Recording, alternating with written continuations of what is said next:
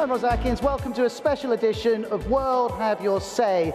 We've come to the Old South Meeting Hall in Boston. It's a wonderful place. It's hosted political discussions for centuries, and we're going to carry on that tradition because on Tuesday, Americans are going to choose their president. And while they may be voting, the whole world is paying attention. We've already got questions for our audience from Iraq, from China, from Greece, and from Ghana. Wherever you're watching on BBC World News, you can get involved on Facebook and on Twitter. Should be an interesting hour. Let's get things underway.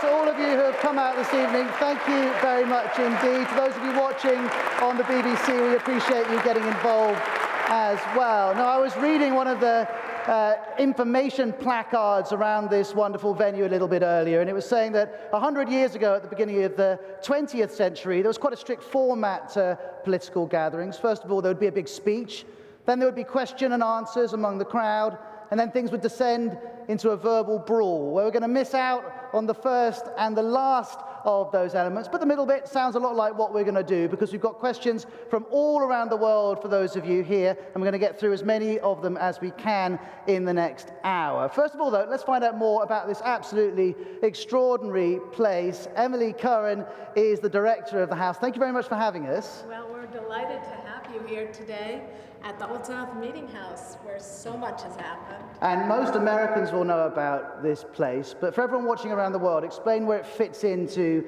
the US political discourse. It's probably best known as the place where the Boston Tea Party began. It's a wonderful building filled with history and meaning, and it's here that Bostonians came to protest, actually against British rule.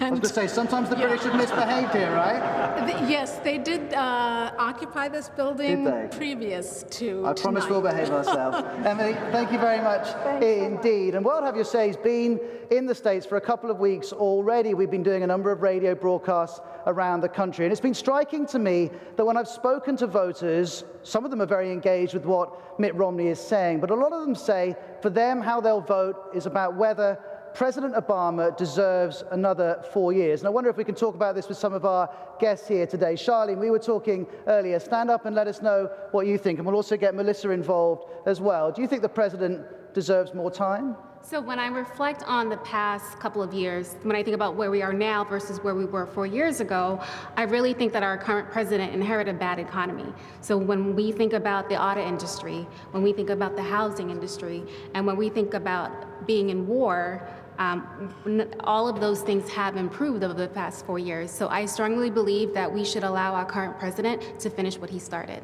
Stay there, Charlene. Melissa, let's get you involved. Unfortunately, I have to disagree with that. Going into this election, I feel that Americans are seeing that all of the issues that we are having to face with are overwhelming. And what we need to focus on is exactly what President Obama was voted into office for, our economy. And right now, our economy is the main concern, and I think that's the vote that we need to vote for, and that's not for President Obama. Well, we've got the new job figures today, 171,000 new jobs created. We also had the unemployment figures, 7.9, a very slight rise, although the people behind the statistics essentially said this is the same as last month. That is a step in the right direction, no? Getting below 8% on unemployment. Yes, I would say that it's a step in the right direction, but at the same time, we need more of a stable plan, so it's a plan that needs to be done in 4 years. And Charlene, there has been criticism that President Obama hasn't really offered a great deal of detail in this campaign, particularly on the economy. Well, when we think about the progress that he's made, he has showed us what he has done. He has highlighted the progress that he's made over the past 4 years, and we should allow him to continue making that progress. Who else would like to talk about this? Who feels like the president deserves more time? Melissa, thank you very much. Charlene, thank you very much. Let's get a microphone to the gentleman here on the front. Yeah, I think clearly the president deserves another term. If you look what he's done, saving the American auto industry, what he's done to help sustain the states through the recession, particularly in Massachusetts. We faced severe unemployment. The president, through the stimulus plan, did some remarkable things by helping states keep their human services programs together, and to help states go through a terrible, difficult period. And I know in Massachusetts and in other states, the president has been very good. He inherited a terrible situation. Costs a lot of money, though, hasn't he? $80 billion, costs a lot of money to him. $80 billion on the auto industry. He saved the industry. GM and Chrysler posting profits, but it came at a price. But the auto industry is recovering. The money is being paid back. And there are thousands upon thousands of people who would have lost their jobs who are working. So I think the president does deserve another term. Gary, thank you very much indeed. If you're watching here on BBC World News, the hashtag is WHYS. If you want to tweet as you watch, who else feels that President Obama does or doesn't deserve another 4 years? Could you put up your hands? And there's a woman just in the middle of the third row there. Hi, nice to meet you. Do tell us who you are as well. My name is Meredith Warren. I don't believe the president deserves another term because, unfortunately, we haven't taken a step forward with those jobs numbers. It was 7.8% when President Obama came in, so unfortunately we went one big circle back to where we were. Another promise that he made was that he was going to work on basically bringing about a post-partisanship era, no more red states and blue states. We're not there, and I don't feel he's made a lot of progress on that point. So you don't feel he's been bipartisan enough. Any more of you want to speak about the tone of President Obama's campaign? Some people have felt that he's been too negative. This gentleman here on the front. Hi, nice to meet you. Hi, I'm Derek Thompson. Two things I'd say. First, the president has created jobs and has made quite a bit of progress. When he came into office, as he says often, he was losing 800,000 jobs a month. We've now created 150,000 jobs on average for the last 24 months. That's rather impressive. The second thing is that in terms of tone, bipartisanship is a little bit like tango. It takes two to do it. And the Republicans, from the beginning of the second half of his term, have said, Senator Mitch McConnell himself said, it is our primary focus for the next 2 years to make sure the president isn't elected. So he's been trying to dance with a partner that doesn't want a tango. You could argue that he should have done a better job sort of forcing the Republicans to meet him in the middle ground. But any middle ground on Republicans' terms would have been too conservative for Democrats' terms. So of course we should expect the president to fulfill his promises. But when the other side says we're not going to work with you, it's hard to know how you should evaluate his efforts at bipartisanship. Derek, thank you very much indeed. Though you are quite right. Some people are saying that President Obama should have done more to get the Republicans onto the dance floor to carry on the comparison that you're making. I'm struck that none of you have mentioned Osama bin Laden. President Obama mentions it in every single stump speech that he makes. Were some of you impressed by the fact that he managed to catch the mastermind behind 9/11? Does that make a difference to how you vote? So you're nodding your head. Does it make a difference to you? My name is Roger Freeman, and yes, it does. I think more importantly, broadly about foreign policy, President Obama has really brought the United States back into a dialogue with the world. And in the previous administration, under the Bush administration, it was really a sort of go-it-yourself American exceptionalist approach to foreign policy, where we were dictating the policies and trying to impose our will on the rest of the world. And that had, I think, quite negative consequences for our economy, for our nation, and for the world relations. So we've seen President Obama improve the perspective of international approach to foreign relations. With respect to Obama taking out bin Laden, I think that was a very positive thing, and he made a difficult call in a tough situation, and it was the troops that got the job done, but the president made that call, so I support that for both of those reasons. Who else could talk about Osama bin Laden? Has that made a difference to you when you look? There's a couple of hands. Let's get to the gentleman right at the back there. Nice to meet you, sir. You stand up if you can. John Carroll. I would unfortunately disagree with you about Osama bin Laden. I think it's one element in a foreign policy dossier that Obama has that the American people generally don't care about. Americans are, on the whole, aggressively indifferent to world affairs. And so I think, is it better that he got Osama bin Laden than that he didn't? Probably for him, yes. But I don't think it's going to matter much. I don't think that foreign policy is going to be a voting issue for the vast majority of Americans. I think the only thing that might have an effect is Mitt Romney's chest thumping about labeling China a currency manipulator, except that he never will, because it would just start a trade war. And it's been interesting. What have you say has traveled around America in the last 2 weeks. We've been on farms in Ohio. We've been with actors in Los Angeles, soldiers down near San Diego. And there has been a recurring theme that a lot of people feel it's easier to be an American abroad, and they credit President Obama with that. But I have to be honest with you, some of our viewers around the world don't necessarily see it that way. They say they hoped the tone shift would be followed by a policy shift, but they look at Guantanamo Bay, they look at the drones in Waziristan, they look at the strikes in Yemen, they look at bombing of Libya, and they think, actually, the tone hasn't been followed by policy. Let me read you this message. It's coming from Pawan on Facebook.com/WorldHaveYourSay. He says, would the Americans approve of their government continuing supplying arms and dollars to Pakistan, which is the womb of all terrorist activity? Well, we can debate whether that is too stark an analysis of Pakistan, but nonetheless, there are deep and profound concerns about Islamist militants' ability to operate in that country and possible connections with government bodies like the ISI. Do you think it's still right to see Pakistan as an ally? That's what Parwan would like to ask. Who could speak about that issue? Anyone feel strongly about it? Or are you quite happy for the dollars to keep on going that way? Can't see anyone here. Let's get a microphone to the woman just on the front there. Marcia Burley. Hi, Marcia. I think it's not a question of just supporting that. It's a very complex, nuanced situation. By the way, I believe Britain is our ally, and so has been our ally in the Mideast situation. I think President Obama has exercised extraordinary leadership. He's done very courageous things, and I think going after bin Laden was one of them. It could have been a disaster. It But he wasn't. didn't ask Pakistan, did he? He just went and did it, and that's strange behavior if you treat someone as an ally. That is what I think is the very courageous thing that he did. He did a very bold move, and I think that prior to this, we had a president who talked a lot about what he was going to do with bin Laden and terrorists, but we had a President Obama who actually did it.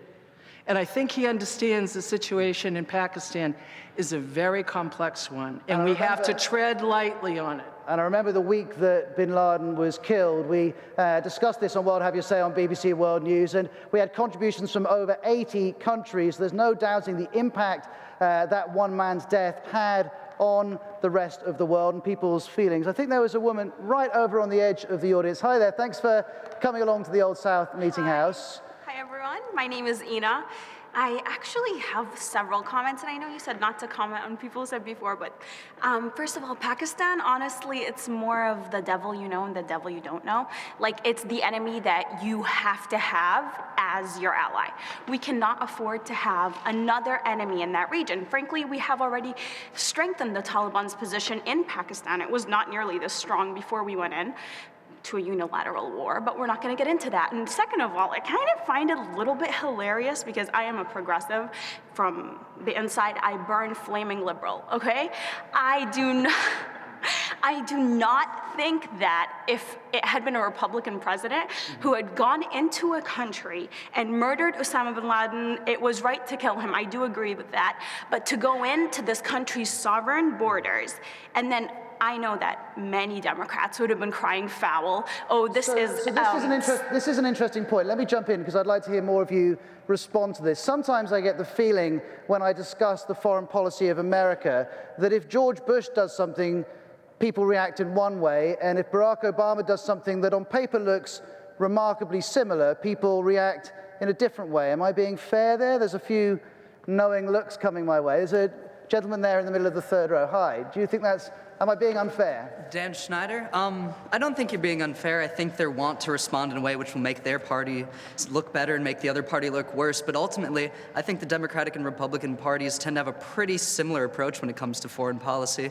You look in this election alone, you've seen the only thing Republicans have been able to do is say, yes, we'll do that and some more, especially when it comes to very questionably legal drone strikes in northern Pakistan. All Mitt Romney's been able to say is, yes, it's good, but we need to do more. He hasn't done enough. So ultimately, yeah, they may bicker and may snipe at one another when they think they can, but it's a bipartisan foreign policy that's been promoted over the last 4 years, which hasn't differed much from the Bush presidency, and I think would be continued in an Obama presidency or a Romney presidency. Thank you very much indeed. And those of you watching, I wonder if you have seen a fundamental difference in what America is offering your country, wherever you're watching in the world, since Barack Obama entered the White House. Do get in touch. The hashtag is WHYS. You can get us on Facebook.com/World Have Your Say. Now, in the past couple of days, we've been inviting World Have Your Say viewers all around the world to post questions for you. Some of them have written them, some of them have recorded some audio, and some have recorded the video of themselves. And this is Catalina in Greece, who has this question for you. Hi, US voters. This is Katerina Kanelidou from Athens, Greece. Greece has been used in anti-Obama campaigns. There was a huge billboard scaring American voters that USA would become as violent as Greece should they vote for Barack Obama. Do you agree with that? So Catalina has picked up on the fact that Mitt Romney keeps saying, carry on the Obama way, and you're going to end up like Greece. And quite a few Greeks picked up on that, especially during the third presidential debate, the foreign policy debate. Do you share concerns that the crisis that has enveloped Greece, and to a lesser extent the whole of the Eurozone, may follow if President Obama stays in control of your economy? Who could talk to me about that? Who has a concern, a real fear about the direction President Obama is pushing your finances? Anyone here? Gentleman down at the end. Okay, Derek, go ahead. Well, Greece is in a really unfortunate position because it's in a depression and it doesn't control its own currency. So normally what happens in a depression is that prices fall dramatically. You have essentially deflation. But Greece doesn't control its own currency. Germany does. The Central Bank of Germany does. So in the US, when we have a huge financial crisis like we did in 2008, 2007, the Federal Reserve was extremely aggressive with monetary policy. Greece doesn't have the same option. So we don't have the same challenges that Greece does. Governor Romney's other point, though, is that President Obama is spending too much beyond this country's means, and that will create a deficit which will run out of control. Do you not share that concern? Well, the deficits are high right now, but in fact, if you look at a certain kind of economic policy called Keynesianism, this is exactly what should happen. When the private sector pulls back, it's only the public sector that can borrow, and so they spend more to fill the gaps in the private sector. So right now, we're doing pretty much exactly what Republicans would do at the same time. The difference is that Republicans would do it more on the tax side than the spending side. They'd still have the same deficits, and there's both parties trying to work on a long-term deficit reduction plan, but there's just inconsistency on both sides. And you're right, there aren't too many economists who would argue that a country should have no deficit, but it's about the scale of it. Governor Romney isn't suggesting no deficit at all. He's just saying a lot lower than the one that President Obama has at the moment. Sir, stand up. Hi, nice to meet you. Hi, Lars Volley. I wanted to comment on the Greek situation in the sense that their problem is not only one of currency and the economy, it's also one of tax collection. And we have two very different perspectives on tax collection in Mr. Romney and President Obama, which I think that if you look at Romney's proposals, we would end up like Greece, because ultimately one of the parts of Greece's problems is they are not collecting adequate tax revenue to fund the very basic infrastructure that they need to run their economy. Under a Romney presidency, we're talking about rolling back taxes to a place where they need not go, and continuing things like the carried interest tax treatment, which is just a shameful loophole for some of the people out there who are among the very highest income. But the one thing I don't understand is that Mitt Romney wants to take defense spending from 3% to 4% of GDP. That's a big hike in expenditure, and yet he wants to cut taxes considerably. Have you worked out how that adds up? I can't work that out. Well, I'm sure he and his supporters can.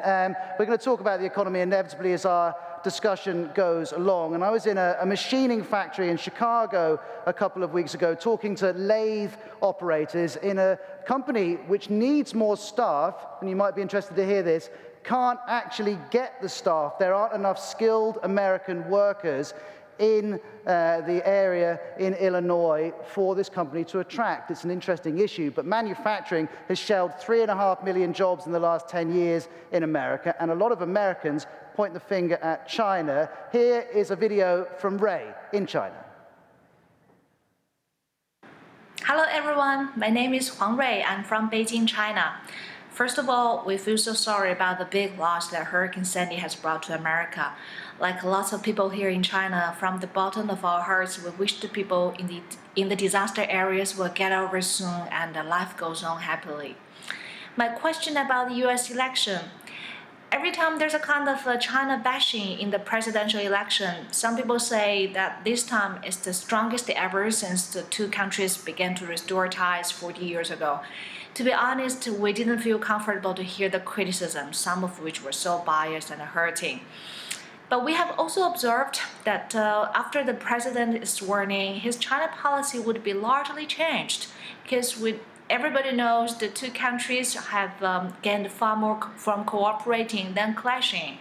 So my question is, what do American voters think about that? Do you think you are kind of bluffed by your candidates? Thank you. Ray, thank you very much indeed for sending us that question. So it's not just about policy, it's about the tone that's being adopted by both candidates with China in mind. Maybe, sir, do you have a view on this? Who would like to pick up on this? Gary, you want to speak about this. Nice to hear from you again. What concerned me recently is a lot of the super PACs have been advertising on cable television in the United States, running a very ominous commercial that gives the impression in the year 2030 that China will own all the United States.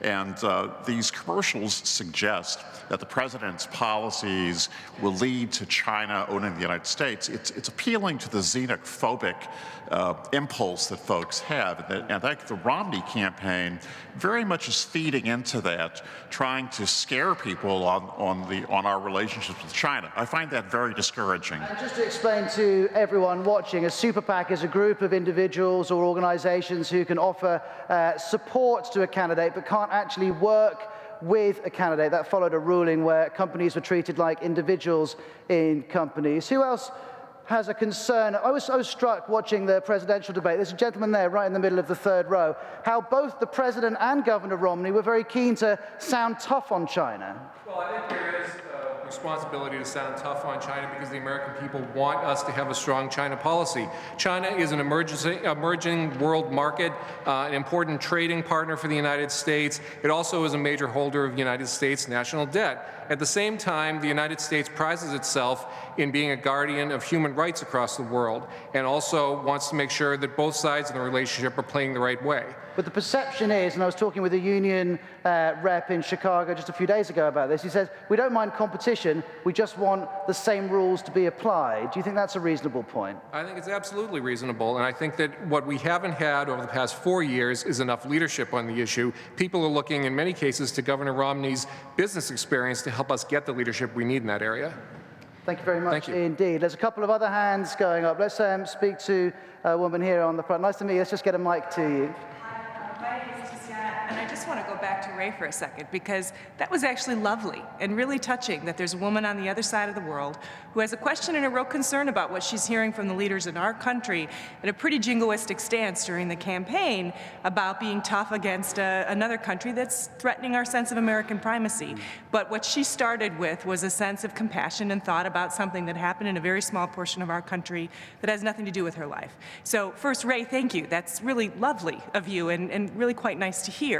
And I think we should address what she said directly. Yes, we're doubling down on the anti-China rhetoric during the election to soothe people and give people some fighting words. And I absolutely expect that we will be more reasonable with whichever candidate we have in office afterward. But, and of course, it's always to be welcomed if people empathize with each other, but Governor Romney said it's time to call China a currency manipulator, that the fact that Chinese manufacturing is flourishing, we've seen new figures out today, back up again for the first time in 3 months, which some economists say is a sign that a small dip has been passed. And Governor Romney saying this is all happening partly because of Chinese expertise, but partly because they can flog the stuff they make at prices that no one else can compete with. Bruce is here. He's from the Bankers Association of Massachusetts. Good to see you, Bruce. Thank you. It's great to be here.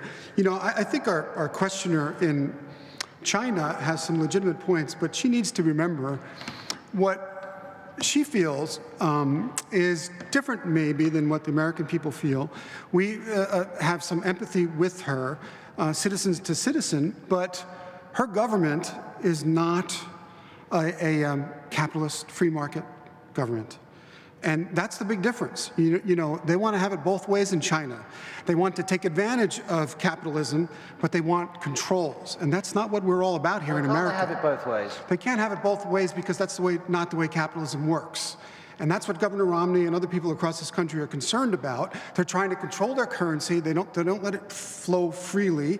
And that puts the United States and a lot of other countries behind the 8 ball because we do not benefit in terms of our exports because of that. But wasn't there a naivety in the way that Mitt Romney suggested that if he were to start work in the Oval Office, he'd pick up the phone, tell China you're a currency manipulator, and they'd go, oh yeah, of course, I'm sorry about that, we hadn't realized, we'll change what we're doing. America can't push countries around in the way that it might have been able to do 20 or 30 years ago. Well, there's no doubt there's a lot of election rhetoric going on, and we all have to face that to the other points of our audience here tonight. But something needs to be done about China, and it's going to take a good politician to make it happen, because that currency manipulation is real, and it's hurting American exports.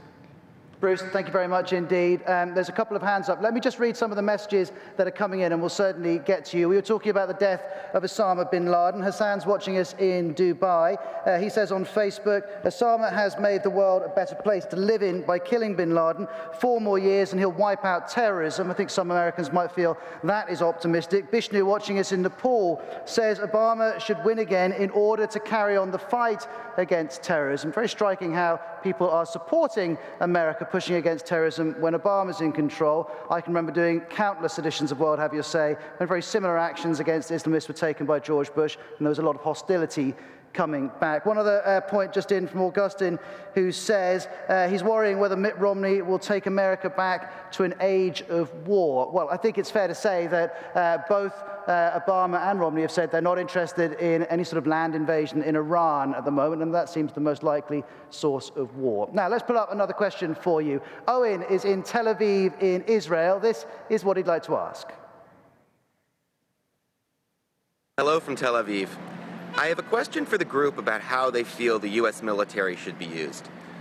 Some people argue that the U.S. military should only be used when there is a direct interest of the United States at stake, even if there are horrible crimes being committed against the people abroad. Some people argue that the U.S. military should be used to stop horrible crimes against people abroad, such as genocide or crimes against humanity, even if there's no direct interest of the U.S. that's at stake. I was wondering which of these viewpoints the group agrees with more. Thanks so much.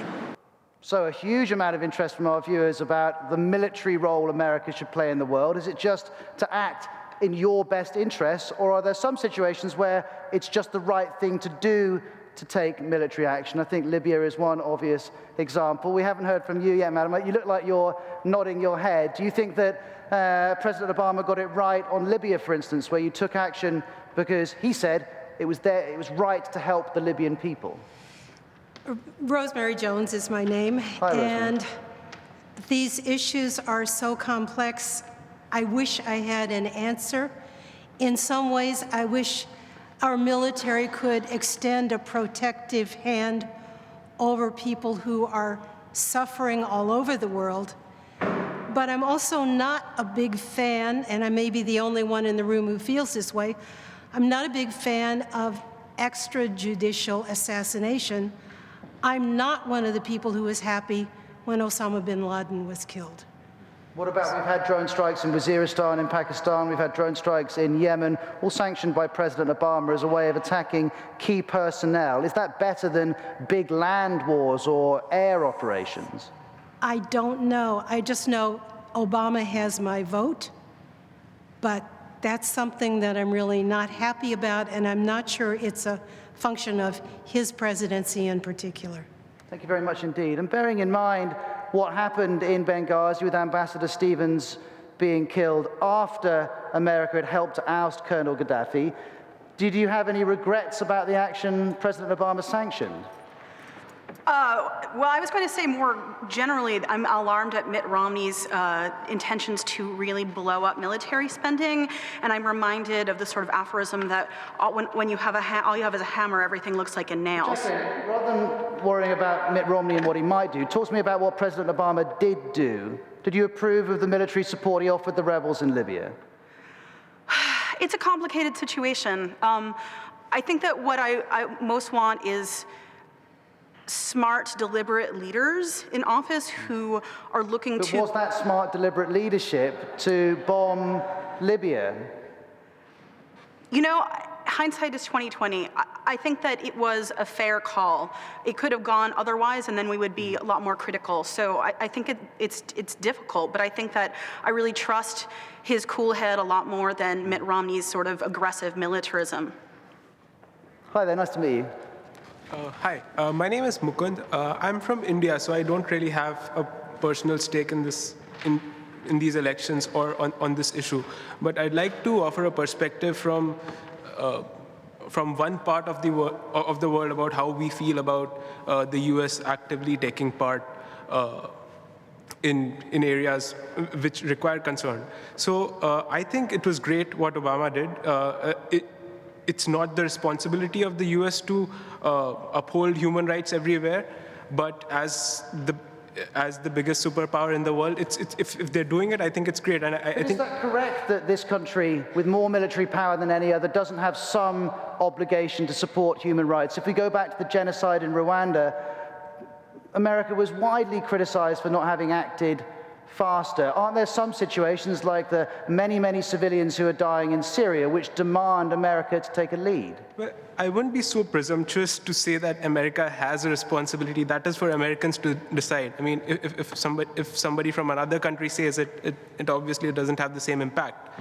But for me, when Osama bin Laden was killed, it was a great move because it showed that America is necessary to do the needful whenever the security of the world or of the United States is at stake. So I think that was a great move, and I think the U.S. should be involved in military operations. So let's take a few more comments. I can see a lot of hands going up now. Hi, nice to meet you. My name is Luke Jones. Going back to the original question, I think from a purely ideological standpoint, the United States has a responsibility to defend itself, but the entire world has a responsibility to act in concert to uphold humanitarian values. You're the leader of the free world, though, aren't you? You're the leader of the free world. You should be taking a lead on situations like Syria rather than awaiting other countries opening up negotiations. Every single country in the world has a responsibility. Unfortunately, there are a lot of countries that are not currently upholding humanitarian values, and so that puts more burden on the United States. However, I think it's the responsibility of every country that claims at least to have humanitarian values to step up to the plate, and we can all work together to address these crises. Let's bring in a couple more people. Hi there. Hi, my name is Salam Odi, and I am Arab American, and I just wanted to say that the USA is well known for their double standard policies. And when we talk about genocide, I mean, you mentioned Rwanda, and there is so many poor countries who have, whether Sudan, why do they take actions in Libya or even Iraq, or take out Saddam Hussein, where Saddam Hussein had nothing to do with September 11th? But don't you think, I mean, you're being very critical of America, but it's hard to get it right. When President Obama sanctioned the US helping the no-fly zone over Libya, I received loads of calls and emails from What Have You Say viewers and listeners saying, it's America throwing its weight around again. Now we look at what's happening in Syria, and I get loads of emails and calls from BBC listeners and viewers around the world saying, where's America when the world needs it? Also, the U.S. jumped in when Saddam Hussein went to Kuwait, and Saddam Hussein went to Kuwait only because the U.S. told him, go right ahead, And when he went right ahead, they jumped in. So this double standard, I think Republicans and Democrats blaze that all the time. And I am not happy with the foreign policies, but I'm going to say that Obama has my vote as an Arab American, and I know that the Arab world would definitely rather and prefer anything that comes out of Obama than from Mitt Romney. Thank you very much indeed for your point. I can see a few different hands coming up, but we've got a couple of other questions that I want to put to you. Kamal in Takoradi, which is in southwest Ghana, has posted on our Facebook page, why is America afraid of Iran's nuclear program? And Iran came up a great deal in that foreign policy debate. Actually, there wasn't a whole lot of difference between President Obama and Governor Romney. Do you think those two men are getting it right, or do you think a different approach is needed on Iran? Are you worried about Iran? Gentleman on the front row. There definitely needs to be a different approach than what Mitt Romney is talking about. I fear for the rhetoric he's talking about. I mean, he's basically towing the line of Israel, which is let's bomb Iran if they even think about getting nuclear power. Now, I'm not saying Obama is much better, but at least he's trying diplomacy, which is one, I'll give him that. So I'm definitely afraid if Mitt Romney gets into the White House, I think he can easily be duped into a war with Iran through his advisors, where I think... Why do you think he could be duped? He's a bright guy, isn't he? He's a bright guy, but if you look at his foreign policy speech and then you look at all of his foreign policy rhetoric, it's not him. It's being written by his foreign policy advisors, who are, by the way, neocons from the Bush era.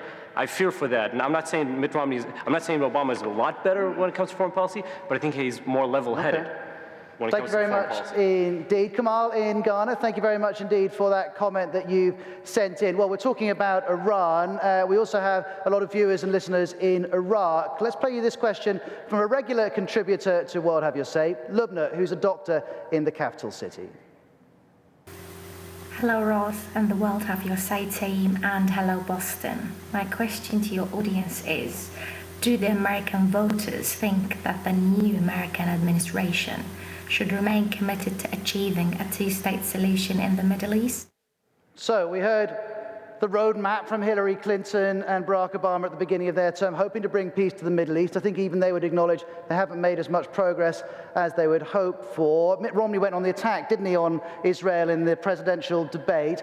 Who feels like one man or the other has the right solution, whether it's a two-state solution or any other? Who feels strongly about Israel? I've been struck that it hasn't been mentioned a great deal in this election campaign. Anyone? Jacqueline, let's hear from you. Honestly, as a Jewish American, I was pretty disgusted by both candidates' performances on the issue of Israel in the foreign policy debate. America has such a huge role to play in the conflict there because of the amount of support we give to the Israeli military and to the Israeli state. And until we remove impunity from Israel's actions against the Palestinians, there's not going to be any change. I can see a gentleman nodding there, and you've got your hand up. Let's hear your point. I saw your hand going up there. You just stand up. Hi. Let's get a mic to you. Yeah, I want to echo that, and I'm also Jewish American and been pretty disgusted by lack of level-headed discussion around Israel and Palestine. I've been really disgusted by the fact that, poverty in Palestine is never discussed at all. The fact that there's no industry to speak of, that unemployment is higher than anywhere in the U.S. by multiple times, up to 40%. And all because of, the Israeli blockade around Gaza City in Palestine. Now, you're saying there's not enough level-headed discussion. Should part of the level-headed discussion you want from whoever's president in January be him sitting down and saying, let's just put the two-state solution to one side and think about something else? Or do you still believe that offers the world the best chance of peace in the region? I think the two-state solution is a good idea that should be kept on the table. I think we should be open to all solutions. I just don't think President Obama has made a real attempt to try and achieve that. And I think Palestine's attempt to be recognized at the UN, which was blocked by the US, was an example of that he allowed that to happen. Not that I think Mitt Romney would do anything different, however. Thank you very much indeed. A quick comment from you, Ma'am, and then we'll bring in another question. That I am a Palestinian, and speaking on the Palestinian issue, I mean, the circumstances and the way Palestinians are living, the occupation and the wall that's been built, I think, we should not remove the Palestinian issue off the table. We need really both, I think whether Obama gets to be, to take the next 4 years, or Romney, they definitely need to work on that issue. Palestinians cannot be suffering like this forever. Enough is enough. It has been over 67 years. Thank you very much indeed. It was interesting to see that a senior figure in the Palestinian government today said he would be prepared to accept a Palestinian state based on the pre-1967 war borders rather than borders pre-1948 and 49, which was the independence war that Israel fought. That means the town he was born in wouldn't actually be part of the state that he's arguing for, but that's what Mahmoud Abbas is saying he would be prepared to go for. More extreme Palestinian elements like Hamas have already been critical of him. Now, Sammy in Kenya says Obama fought terrorism successfully. His reign saw the most tyrant leaders in the world fall. He's an epitome of world peace, and I suppose he thinks he deserves the Nobel Peace Prize as well. We got a huge reaction to that when it happened. Andreas is watching BBC World News in Vancouver. He's tweeted us, the actual effective difference between the two parties in the election is far too small to warrant a change, he argues. And John on Facebook says, what's missing from this election race? Canada. You need to talk about Canada. I'm saying nothing about whether that should happen, but I can say it hasn't been happening. Not a great deal, although I think President Obama mentioned it in a rally a couple of days ago. Okay, let's pull in another video. Shivan in Dubai. Hello, my name is Shivam and I'm from Dubai. My question to the next president of America is that will you be willing to spread democracy, even if it means that people with more radical views will be getting into power? I'm absolutely fascinated by this question because America supported a change of regime in Tunisia. A moderate Islamist government replaced it. America supported change in Egypt. Mubarak has been replaced by President Morsi from the Muslim Brotherhood. So do you have concerns that as you encourage the evolution of democracy, actually you may open up opportunities for people who don't share your vision for how human society should be? There's a gentleman here. Hi. Hi, yeah, my name is Prashant, and I definitely I think this is the kind of sentiment that for decades has bedeviled America's Middle East policy. Because I think being afraid of the freedom of opinion and democracy and, the freedom of people to elect their own government has tended to make America go towards stability. And I think while you're going to have a slow evolution of new governments forming over time, I think that's a much better and more stable policy over time than it has been supporting dictators, which actually has been responsible for a lot of anti-American backlash, which I would argue is part of the reason why 9/11 happened in the first place. Thanks very much. What about, we haven't heard from some of you towards this side of the audience. Do you have any concerns that if you encourage tyrants, despots to be driven from power, what may replace it may actually not be in America's interest? Hi there. Nice to see you. My name is Jean Horstman, and I've had the privilege of being an American who's lived outside of the United States for about 20 years of my adult life. And one of the things that struck me very much since I've returned home is an underlying theme of fear that permeates the way in which we talk about people beyond our borders. I was able to live for a period of time in Berlin in a Turkish community where all my neighbors were Muslim, and I heard the call of prayer on a regular basis, and all I experienced was hospitality and an incredible welcome. And I think if we were to practice the same two values, we would find democracies that are coming into being would be places we would fear less. But don't you need to be careful what you wish for? America has been very firm that it wants Bashar al-Assad in Syria to go. But there's evidence. Just today we've seen a video that apparently shows rebels executing soldiers. Are these necessarily people that you want to be taking over? I don't think we have any control over that. I'm also a veteran of Belfast, Northern Ireland during the height of the Troubles, and you don't control a war zone while the war's going on. What you do is figure out how you put in place the relationships that will build the peace. When people become tired enough of war, there's a possibility of peace. And I would hope in general that people would remember what we say about China now. If you were living in 1980 or 1990, you heard the same fear-mongering about Japan. We just do it on a regular basis and we slot the next one in. And it doesn't get us anywhere. And it's actually an interesting issue. I'll give a plug to our website, bbcnews.com, because there you'll find an article which compares Japan 20 years ago with China now and makes the point that everyone thought Japan was going to knock America's economy off the #1 spot. Now everyone thinks China will do it, widely predicted to happen in 2016. We'll have to see if that comes to pass. Now I've got one question for you, which has been raised by a lot of our viewers, and it's concerning how you feel about your own democracy. America is known for promoting democracy all around the world, for taking military action sometimes to help it grow in places like Iraq, though we could question whether that's happened. When you look at your presidential campaign and your politics, the way your government functions, do you feel proud? Do you think, this is it, we're showing the world how it can be done? Let's get a microphone to the gentleman here. Hi, my name is Tom Rive, and I really do think we need some major reform with our presidential politics. We currently have, well, 5 candidates overall, if you want to count one very fringe candidate.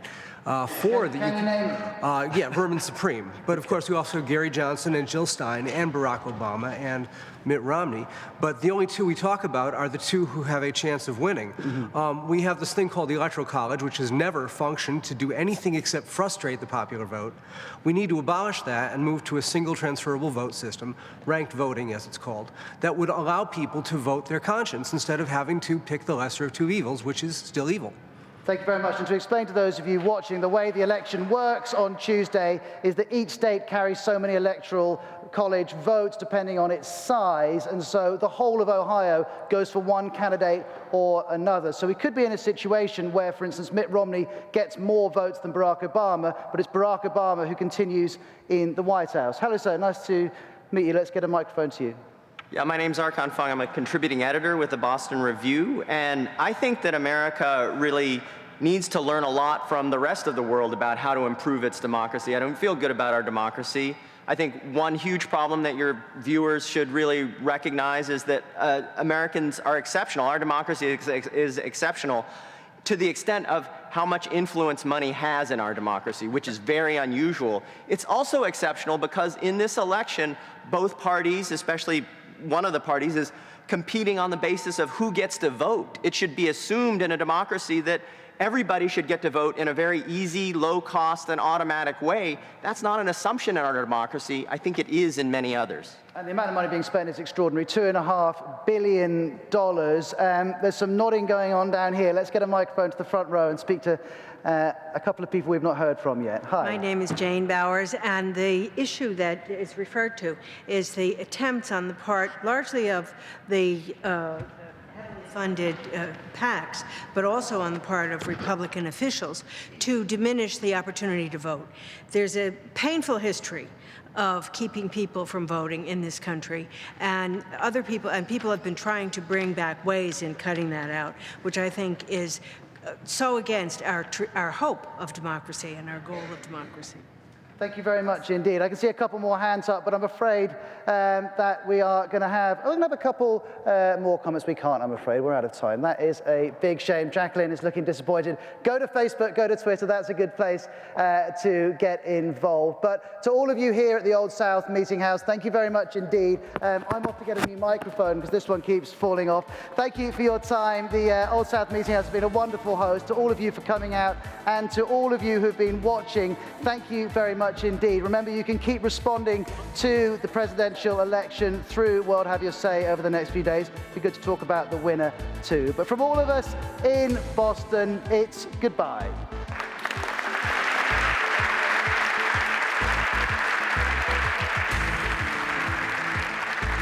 Наша интеграция.